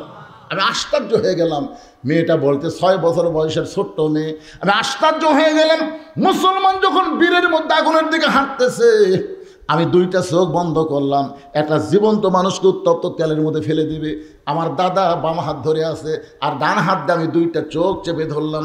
একটা মানুষ মরার দৃশ্য আমি দেখব না। আমি যখন দুইটা চোখ ডান হাত দিয়ে চেপে ধরেছি, এমন সময় মধুর একটা কলেমা আমার কানের মধ্যে ঢুকে গেল। ওই মুসলমান উত্তপ্ত তেলের একটু আগে গিয়ে পড়া শুরু করলেন, লা ইলাহা ইল্লাল্লাহু মুহাম্মাদুর রাসূলুল্লাহ। সকলে বলি সাল্লাল্লাহু আলাইহি ওয়াসাল্লাম। মেয়েটা বলে, হোসাইন, এই কলেমা আমার কানের মধ্যে দিয়ে ঢুকে আমার কলিজার মধ্যে ঢুকে গেল। এই মধুর কলেমা আমাকে এমন ভালো লাগলো, জীবনের প্রথম শোনার পরে কানে শুনেছি, কলিজার মধ্যে জায়গা দিয়েছি। তখন কলেমা কলিজার মধ্যে জায়গা পায়, আমার যদিও চোখ ঢাকা তারপরও আমি দেখতে পাই। ধরে কোন সুবহানাল্লাহ। ডান হাত দিয়ে চোখ ঢাকার পর আমি দেখতে পাই ওই মুসলমানের দেহটা উত্তপ্ত চুলার মধ্যে ফেলে দিচ্ছে, কিন্তু দেহের মধ্যে যে পাখিটা উত্তপ্ত তেলের মধ্যে পড়ার আগে ওই পাখিটা কে যেন সযত্নে ধরে সবুজ রঙের একটা বাগানে উড়াল দেয়। আমি নিজের চোখে দেখলাম মুসলমানের দেহ নামক খাঁচাটা উত্তপ্ত তেলের মধ্যে পড়েছে, কিন্তু পাখিটা কে যেন সযত্নে ধরে সবুজ রঙের একটা বাগানে উড়াল দিয়ে চলে যায়। আমি তখন আর দেরি করলাম না, একটা হ্যাঁচকা দিলাম। কারণ আগে ছিলাম আমি একা, কিন্তু ঈমান গ্রহণ করার সঙ্গে সঙ্গে আল্লাহর সাথে দেখা। ধরে কেন সুবহানাল্লাহ। যখন আমি হ্যাঁচকা টান দিলাম, আমার দাদার কাছ থেকে আমার হাতটা খুলে গেল। আমি এক দৌড়ে বাড়ির কাছে গিয়ে মাকে ধরে বললাম, মা, লা ইলাহা ইল্লাল্লাহ মুহাম্মাদুর রাসূলুল্লাহ। আমার মা চমকে গিয়ে বলতেছে, তুই না তোর দাদার সাথে খেলা দেখবার গেলি, এই মুসলমানের কলমা কোথায় পাইলি? এই কলমা ভুলে যা মা, এই কলমা যদি তোর দাদা বাপ শুনতে পায় তাহলে তোকে হত্যা করবে। আমি তখন বললাম, মা, এই কলমাওয়ালারা কোনোদিন মরে না। নিজের চোখে দেখলাম মা দেহ নামক খাঁচাটা উত্তপ্ত তেলের মধ্যে পড়েছে, কিন্তু ওই পাখিটা উড়াল দিয়ে কোথায় চলে গেছে? ওই পাখিটা যেখানে গেছে ওই জায়গার নাম হলো ইল্লিন নামক জান্নাতের বাগান। আমার সোনার ময়না পাখি, শোনেননি গান? শোনেননি?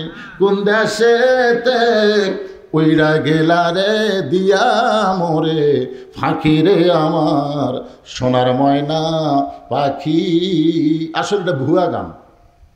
কোন দেশেতে উইরা গেলা দিয়া মোরে ফাঁকি, আমার দেহ থেকে যখন পাখিটা উড়ে যাবে, ইন্না লিল্লাহি ওয়া ইন্না ইলাইহি রাজিউন। আমরা এসেছি আল্লাহর কাছ থেকে, আবার ফিরেও যাব আল্লাহর কাছে। জোরে কর কথা, ঠিক কিনা? আপনার বলেন তো, আল্লাহর কাছে যাওয়া কোনোদিন ফাঁকি হয়? বরং আল্লাহ ছাড়িয়ে এসে এই দুনিয়াতেই মিশে মায়ায় বন্দি থাইকা করলাম কত খেলা, পশ্চিমে তাকায়া দেখো তোমার ডুইবা গেছে বেলা। এই ছেলে দুইটা তা শুনতেছে, বুঝলে? তোমাকে ওয়াজ শোনার সাইজ দেখে আমারই কলজা ভরে গেছে। প্রত্যেকটা কথা বুঝতেছে। সমস্ত শ্রোতার দরকার নাই, 10টা যুবক যদি আজকের ওয়াজ শোনার পরে ইমানের বলে বলিয়ান হয়ে যায়, এই যুবকদের মাহফিল করা সার্থক হয়ে যাবে। জোরে কোন কথা, ঠিক না? রাস্তার ধারে মাহফিল, আমি আপনাদের অনুরোধ করবো এরকম রোডের ধারে মাহফিল করবেন না। রাস্তা দিয়ে বদমাইশ যায়, শয়তানও যায়, ভালো মানুষও যায়, ধরে কোন কথা ঠিক কিনা? আবার রাত 1টার পরে চোর ডাকাতো, এই রাস্তা। খালি এই রাস্তার ধারত মাহফিল না হলে একটা লোক অন্য কোনো দিক তাকাতো না, একটা না কথা শুনতো। ঠিক কথা কন না কেন ভাইয়া? আজকে আপনাদের বেশিও শোনাবো দেখে উঠছি দেখেন 10:45, এখন 11:30 বাজতেছে, 11:30 পার হয়ে গেছে।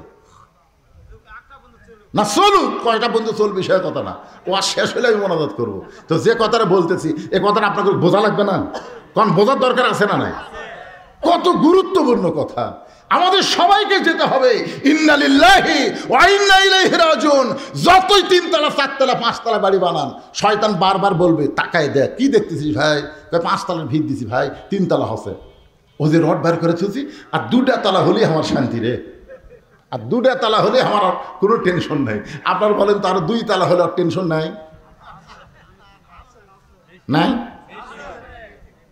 বারবার বলতেছে কোন দিকে তাকাস, উপর দিকে তাকাস না পাগল, তোর জন্যে 1 তলাও বরাদ্দ হয়নি, তোর জন্য জায়গা হলো নিচতলা। ধরে এখন কোন তলা? নিচতলা মানে কি? মাটির নিচে থাকার চিন্তা করছেন?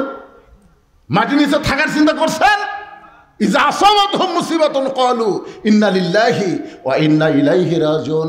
আয়াতকে সামনে নিয়ে আপনাদের সামনে আলোচনা করতেছি।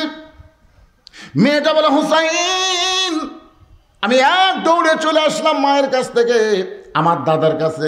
আয়সা থেকে আমার দাদা সমস্ত সৈন্যদেরকে নিয়ে হাসতেছে, শাহবাগের মিছিল করতেছে। আমাদের বাংলাদেশে যখন কোনো ফাঁসি হতো তখন শাহবাগে ওরা গিয়ে মিছিল করতে, ধরে কারণ ঠিক কিনা? মানে একটার ফাঁসি হতি আর একটা কয় ফাঁসি চাই ফাঁসি চাই। আল্লামা সাইদি হুজুরের জন্য ফাঁসির মিছিল করছে এই বাংলাদেশে যিনি 50 বছর কোরআনে হক তাফসীর করছে, তার ফাঁসির জন্য এই বাংলাদেশে যারাই মিছিল করেছে, আর যাই হোক এদের জন্ম ঠিক নাই। ধরে কথা কন না কেন ভাইজান? ফাঁসি চাই ফাঁসি চাই। এই সালাউদ্দিন কাদের বিএনপির একজন নেতা, তাকে অন্যায় ভাই ফাঁসি দিছে। তার ছেলে হুম্মাম কাদের চৌধুরী একদিন একটা টক শোয়ে বলল যে কি কারণে তার বাপকে ফাঁসি দিল, কি কারণে দিল। অত কথাকে এক ওয়াজে বলা যায়, একটু মনোযোগ দিয়ে শোনেন। আসে দেখে দাদা সৈন্য নিয়ে আনন্দ করতেছে, মুসলমান মরে গেছে, মুসলমান পুড়ে গেছে, মুসলমান শেষ হয়ে গেছে।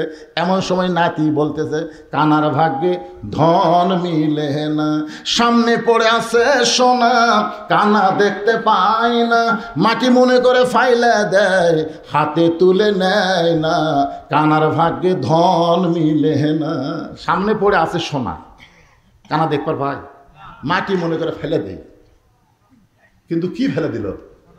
কানার ভাগ্যে ধন মিলে না। দাদা চিল্লাবার নাতনি রে তুই কি বলবার চাস? নাতনি বলতেছে দাদা তোমরা বলতেছো মুসলমান পুড়ে গেছে, আমি নিজের চোখে দেখেছি যে মুসলমানকে নিয়ে আনন্দ করতেছে, পুড়ে দেওয়ার কারণে এই মুসলমান এখন জান্নাতে ঘুরে বেড়া। তোমরা কানার জন্যে ধন মিলবে না। তোমরা বলতেছো মুসলমান পুড়ে গেছে, মুসলমান পুড়িছে, মুসলমানের খাঁচা পুড়তিছে। দেহ নাময় খাঁচা কোনো দাম নাই, পাখি যদি না থাকে এ খাঁচার 1 পয়সা দাম নাই। ধরে কোন কথা ঠিক কিনা? খালি মরেই দেখেন, আপনার ভিতরে পাখি উড়ে যাক, যে বাড়ি আপনি করছেন ওই বাড়ির থেকে যত তাড়াতাড়ি বার করার ব্যবস্থা করবে। সবাই এসে বলে ভাই সকালে মরছে রে, এখন পর্যন্ত তোমরা ঘরতে থুতে বের করো। আপনারা বলেন তো যাই বলতেছে বের করো, ওই কি ওর আপনজন না? ওই কিন্তু সব শুনতেছে।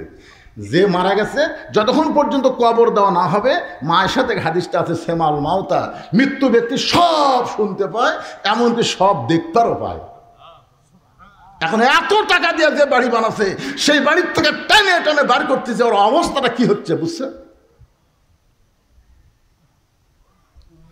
মেয়েটা বলে হোসাইন 6 বছর বয়সে আমার দাদার সাম্রাজ্যের ছোট্ট চেয়ারে বসে আমি দেখেছি একজন মুসলমানকে হত্যা করা। ওই দেখার পরে আমি ঈমান গ্রহণ করেছি। এইভাবে 6 বছর বয়সে ঈমান নামক মহামূল্যবান নিয়ামতটা আমি পেয়েছি। সঙ্গে সঙ্গে হোসেন বলে রে মেয়ে, 2 নম্বর প্রশ্নের উত্তর যেমন আশা করেছিলাম তার চাইতে 1000 গুণ তুমি সুন্দর দিয়েছ। ওমর ফারুক বলতেছে আমার ঘটকাটা আল্লাহ কবুল করছে। হোসেন বলে এত সহজ না, 3টার উত্তর না দিলে আমি বিবাহ করিব না। ওমর ফারুক বলে হোসাইন এখন তাহলে তুমি 3 নম্বর প্রশ্ন করো। এবার হোসেন বলে, রে মেয়ে যুবকেরা, এটা একটু মনোযোগ দিয়ে শোনা লাগবে। 3 নম্বর প্রশ্ন হলো বিবাহের পরে আমার সঙ্গী তোমার থাকতে হবে। কি মনে করতেছেন? এই যে আবু তোহা আদনান বিয়ে করছিল, এক বউ থুই আর একটা বিয়ে করেছিল ঢাকার যা, যার জন্যে হারাম ঘুম হয়ে গেল। আসলে ঘুম টুম কিছু না, ওই দ্বিতীয় বিয়ে। কি মনে করছিল? সে বউ আবার ছেড়ে গেছে। তাহলে কথাটা খুবই গুরুত্বপূর্ণ। হোসেন বলতেছে যিনি যুবকদের জান্নাতের যে সর্দার হবে, সেই প্রশ্ন করতেছে যে বিবাহের পরে আমার সঙ্গী তোমার থাকা লাগবে। বিয়ার আগে না বিয়ার পরে? আজকে আমাদের যুবকেরা কোনটা ভালোবাসে? বিয়ার আগেরটা না পরেরটা? বিয়ার আগেরটা বলতেছে তুমি আমার জীবন, তুমি যদি চাও আমি পাহাড়ে উঠবো, তুমি যদি চাও আমি সাগর ডেঙ্গায় যাবো। যে সারা পুকুরত পড়ে পানি খায় ওই বলে সাগর ডেঙ্গাবি। তুমি জানো না গো, এক রাত তোমাকে দেখিনি, মনে হয় 1 বছর দেখিনি। মেয়েটা মনে করে আল্লাহ কাল প্রেমিক পুরুষ দুনিয়াতে নাই, চিটিং, চিটার। এটা বুঝবে বিয়ার পর। ধরে কারণ ঠিক কিনা? আল্লাহর কি কাম, ওরই সাথে বিয়ে হচ্ছে। বাসর রাত্রে ওই বাসর করা বাদ দেওয়া লাখ টাকা ঘুম পাড়তেছে। বউ কয়, কে গো আজকে বাসর রাত, ঘুমাও কেন? তুমি না কইছো 1 রাত না দেখলে 1 বছর দেখা হয় না, তুমি আমার জন্য পাহাড়ে উঠবে, তুমি সাগর ডেঙ্গে দেবে, আজকে ঘুম পাড়তেছে। এলা সিটারি রে পাগলি, তো সিটারি না গেলে ঘর তুলতে হবে। বিবাহের আগে কোন মেয়ের সঙ্গে প্রেমের সম্পর্ক নিয়ে একটা কথা বলা কবিরা গুনাহ। কথা কন কি গুনাহ? জান্নাতি যুবকদের সর্দার দুনিয়ার সমস্ত যুবকদের বোঝায় গেল বিবাহের আগে কোনো সম্পর্ক চলবে না, বিবাহের পরে আমার সঙ্গী তোমার থাকতে হবে। মেয়েটা ফোঁপায় ফোঁপায় কাঁদতেছে। ওমর ফারুক বলে, মা 2টা কঠিন প্রশ্ন করেছে, আর সেই 2টার উত্তর তুমি দিলা, এই সহজ প্রশ্নের উত্তর না দিয়ে তুমি কেন কাঁদতেছো? তুমি বলো হোসাইন বিবাহের পর আমি তোমার সঙ্গী থাকবো, বিবাহের পর আমি তোমার সঙ্গী থাকবো। মেয়েটা বলতেছে, আমিরুল মুমিনিন এমন উত্তর দিলে আপনি বিশ্বাস করতে পারেন, কিন্তু হোসাইন এমন উত্তর দিলে বিশ্বাস করবে না, বিয়ার পর আমি তার সঙ্গী থাকবো। এই কথাটা বলা যায়, কিন্তু এই কথাটা তাই সে বিশ্বাস করবে না। এবার বলে, মা তাহলে তুমি কি 3 নম্বর প্রশ্নের উত্তর দিবার পারবা না? মেয়েটা কিছুক্ষণ পরে বলে, আল্লাহ, মনে মনে আল্লাহর সঙ্গে যোগাযোগ করতেছে, আল্লাহ 2টার উত্তর দিয়ে দিলাম, এইটার উত্তর কি দেব? এমন সময় আল্লাহ পাক ইলহামের মাধ্যমে এটাকে জানাই দিল, রে মেয়ে তুমি উত্তরে বলো, একজন মস্ত বড় আল্লাহর নবী ছিল, সেই নবীর নাম হলো আইয়ুব নবী। ধরে বলেন কি নবী? আইয়ুব নবী যখন সুস্থ ছিল তখন তার অনেকগুলো বিবি ছিল, তার বাড়ি ছিল, ঘর ছিল, বাদশাহী ছিল, চাকর নৌকর অনেক কিছুই ছিল। কিন্তু আইয়ুব নবী যখন অসুস্থ হয়ে গেল, অসুস্থতার মাত্রা যখন বেড়ে গেল, একসময় আল্লাহ তার দেহের মধ্যে গোস্তর পচন ধরে দিল, তখন কিন্তু চাকর নৌকর কেউ তার সঙ্গে থাকলো না, এমনকি তার বউগুলোও তাকে ছেড়ে চলে গেল। আইয়ুব নবীর শরীরের দুর্গন্ধ হওয়ার কারণে লোকালয় থেকে তাকে জঙ্গলে ফেলে দেওয়া হলো। তখন জঙ্গলে যখন ফেলে দেওয়া হয়েছে, তখন একটা বিবি আইয়ুব নবীর সঙ্গ ত্যাগ করে নাই, সেই বিবিটার নাম হলো রহিমা। মেয়েটা বলে, হোসাইন রহিমা যেমন আইয়ুব নবীর সুখের দিনেও ছিল, কষ্টের দিনেও ছিল, এমনকি সমস্ত মানুষ আইয়ুব নবীকে যখন ত্যাগ করেছে, রহিমা যখন ত্যাগ করে নাই, আমি রহিমার মতো বিবাহের পরে আপনার সঙ্গে থাকতে চাই। হোসেন বললেন, তোমাকে বিবাহ করাতে আমার কোনো আপত্তি নাই। আমার নানা যেমন নানি পাইয়া ভাঙ্গা ঘর জান্নাত হয়ে গেছে, আমার মা যেমন খাতুনে জান্নাত ফাতেমারে পাইয়া কষ্টের ঘরের সুখের শান্তির বাতি জ্বলাইছে, আমি হোসাইন তেমন একটা মেয়ে পাইলাম, এই মেয়েটার সঙ্গে বিবাহ করতে আমার কোনো আপত্তি। আজকের এই ঘটনার ভিতর দিয়ে আমি আপনাদের সামনে যে জিনিসটা তুলে ধরার চেষ্টা করি, সেটা হলো যত বড় বিপদ আপদ মুসিবত আসুক না কেন, মুসলমানের জন্য সবচেয়ে বড় বিপদ সামনে অপেক্ষা করতেছে, সেই বিপদটা হলো মৃত্যু। ধরে কোন কথা ঠিক কিনা? এই জন্য আল্লাহ বলেছেন, লা তামুতুন্না, মৃত্যুবরণ করো না ইল্লা ওয়া আনতুম মুসলিমুন, মুসলমান না হওয়া পর্যন্ত। মুসলমান হয়ে যদি মরতে চাই, তাহলে বৎসর অন্তর শুধু কোরআনের একটা মাহফিল করলে হবে না, আল্লাহর এই কোরআনে বাস্তবে গ্রহণ করা লাগবে। ধরে কোন ঠিক কিনা? আল্লাহ আমাদের সবাইকে এই কোরআন মোতাবেক নিজের জীবন পরিচালনা করার তৌফিক দান করুক। সকলে বলে আল্লাহুম্মা আমিন। আমার চেয়ারম্যান ভাই যাওয়ার চাইছিল, আমি বলছি না একটু বসেন। কি জন্য বসালাম, অন্য কোনো জায়গাতে এরকম চাপ দেবো না। আজকে আপনি করেছেন লম্বা একটু ওয়াজ করা লাগবে। কি বিরক্ত হলেন, রাগ করলেন? মাশাআল্লাহ। কারণ আপনাদের ভোট দেওয়া প্রতিনিধি। একটা কথা উনি বলেছেন, আমার খুব কথাটা কলিজাতে আঘাত পাইছে, যে আমি 4.5 বছর কি ছিলাম, মিনি আয়নাঘরে ছিলাম, মিনি আয়নাঘরে। সে কথাটা আপনারা বুঝতে পারছেন? চেয়ারম্যান হচ্ছে ঠিকই, কিন্তু সে কোনো কাজ করতে পারে না। সামনে 1 বছর সময় আছে, আমরা সবাই দোয়া করব আল্লাহ তাকে সুস্থতার সঙ্গে নিয়ে খায়াত দান করুক, জোরে করে আমিন। এবং 1 বছরের মধ্যে মানুষের মন জোগান বড় কঠিন ভাই, খুবই কঠিন। তার মধ্যে চেয়ারম্যান হচ্ছে সবচাইতে, এরা তৃণমূল পর্যায়ে নেতা, একটা সাধারণ মেয়ে মানুষ পড়বে, ও চেয়ারম্যান সাহেব আমার বৃদ্ধা ভাতার কি হলো, দেখছেন? চেয়ারম্যান কিন্তু যাই তাই ধরে, ধরে করার কথা ঠিক কিনা? এমপি কেউ ধরা পারে না, মন্ত্রী কেউ ধরা পারে না, কিন্তু এইগুলো নেতা সবাই ধরে। তাই ভাইটাকে বললাম 1 বছরের মধ্যে আপনি পারবেন কিনা আল্লাহ ভালো জানে, তবে পারার মতন যেন তৌফিক দান করে, ধরে কারণ আমিন। মুরব্বী, ও মুরব্বী বসেন, এখন দোয়া হবে, বসেন, আর ওয়াজ নেই, এখন দোয়াটা করে দেন বাবা। জীবনের শেষ দোয়া হতে পারে আজকের মাহফিলের দোয়াটা, আমার আপনার জীবনের শেষ দোয়া হতে পারে, ধরে কোন ঠিক কিনা? এই যে সকলে ইস্তিগফার বলেন, আস্তাগফিরুল্লাহ রব্বি মিন কুল্লি জামবি ওয়া আতুবু ইলাইহি, আস্তাগফিরুল্লাহ রব্বি মিন কুল্লি জামবি ওয়া আতুবু ইলাইহি, লা হাওলা ওয়ালা কুওয়াতা ইল্লা বিল্লাহিল আলিয়্যিল আযীম, আল্লাহুম্মা আমিন।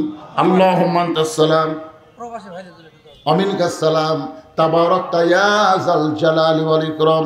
আয় আল্লাহ তাআলা, তোমার যে যুবকেরা আজকে জান্নাতের বাগান লাগাইছে আল্লাহ, এই যুবকদের মধ্যে অনেকে প্রবাসে আছে, সেখান থেকে মাহফিলের খরচ বাবদ তারা অনেক টাকা দিয়েছে। আয় আল্লাহ, এলাকার সমস্ত যুবক সহ যারা প্রবাসে আছে, তাদের চেষ্টায় আজকের এই জান্নাতের বাগান লেগেছে। মেহেরবানি করে আজকের জান্নাতের বাগানের ওসিলায় দেশে এবং দেশের বাহিরে যত যুবক আছে, সব যুবককে কোরআনের যুবক, নামাজি যুবক হিসেবে আল্লাহ তুমি কবুল করে নাও। মাহফিলের শুরু থেকে শেষ পর্যন্ত যতটুকু আলোচনা হয়েছে আল্লাহ, এর মধ্যে যদি ত্রুটি হয়, ভুল হয়, মাফ করে দাও। এর যা হাদিয়া মঞ্জুর করো, সোনার মদিনায় নবী পাকের রওজা মুবারকে আল্লাহ কবুল করে নাও। তামাম আম্বিয়াই কেরাম, আসহাবে কেরাম, উম্মাহাতুল মুমিনিন, শহীদ শহীদান, জান্নাতুল বাকি, জান্নাতুল মাওয়া সহ পৃথিবীর যত গোরস্থানে যত মুমিন মুমিনা শুয়ে আছে আল্লাহ, সকলের কবরকে জান্নাতের টুকরা কবুল করো। আমরা যারা হাত তুলেছি, আমাদের জনম দুঃখিনী মা যাদের কবরে গেছে, একটাবার চোখ বন্ধ করে দেখেন, কত ছোট্ট একটা নাম মা। এই নামের মধ্যে কি মধু, যাদের মা নাই তারাই বুঝতেছে। দাঁত থাকতে মানুষ দাঁতের মূল্য দেয় না, চোখ থাকতে মানুষ চোখের গুরুত্ব বোঝে না। বাপ মা যতদিন দুনিয়াতে থাকে, সন্তান বাপ মাকে বুঝতে পারে না। বাপ মা যদি মারা যায়, তখন বুঝবেই জন্মে তার দরদের আর দুনিয়াতে কেউ নেই। এই দরদের বাপ মা যাদের কবরে গেছে আল্লাহ, মেহেরবানি করে বাপ মার কবরকে জান্নাতের টুকরা বানিয়ে দাও। আল্লাহ আমাদের দাদা দাদি, নানান আত্মীয় স্বজন যারা কবরে গেছে, কবরবাসীদের মাফ করে দাও। আজকের মাহফিলের সম্মানিত সভাপতি দয়কে আল্লাহ তুমি কবুল করো। আজকের মাহফিলের প্রধান অতিথিকে আল্লাহ তুমি কবুল করো। বিশেষ করে আখেরে মোনাজাতে আমাদের সঙ্গে সামিল হওয়ার কারণে আল্লাহ তাকে তুমি কবুল করে, আল্লাহ জনগণের খাদেম হিসাবে তাকে তুমি কবুল করে নাও। আল্লাহ, এতগুলো মানুষের মধ্যে যার 2 আমার মা বোনদেরকে কবুল করো। আবিদা সালেহা পর্দানিশি কবুল করে, মা ফাতেমার চরিত্র দান করে দাও। সহ আমাদের মধ্যে যারা অসুস্থ আছে আল্লাহ, সুস্থতার নিয়ামত দান করে আল্লাহ। খাস করে এই পশ্চিম বারৈলের যুব সমাজকে আল্লাহ তুমি কবুল করো। প্রত্যেক বছর এমন করে কোরআনের একটা বাগান যেন তারা লাগাতে পারে, এমন ইমানি শক্তি এদেরকে দান করে দাও আল্লাহ। আজকের মাহফিলে হাজী সাহেবদের আল্লাহ কবুল করো, আলেমদেরকে আল্লাহ কবুল করো, মুরব্বীদের আল্লাহ কবুল করো, যুবকদেরকে আল্লাহ কবুল করো। এমনকি কচি কচি বাচ্চারাও শুনতেছে আল্লাহ, তাদেরকে কবুল করো আল্লাহ। কে কোন নিয়তে হাত তুলেছে আল্লাহ, সকলের নেক নিয়ত, নেক আশাকে তুমি কবুল করো। খাস করে আল্লাহ শুধু কোরআনের ওয়াজ শুনবো না, আগামীতে আল্লাহর কোরআন আমাদের দেহে চলবে, এই দৃশ্য আমাদের সকলকে দেখার তৌফিক দিয়ে দাও আল্লাহ।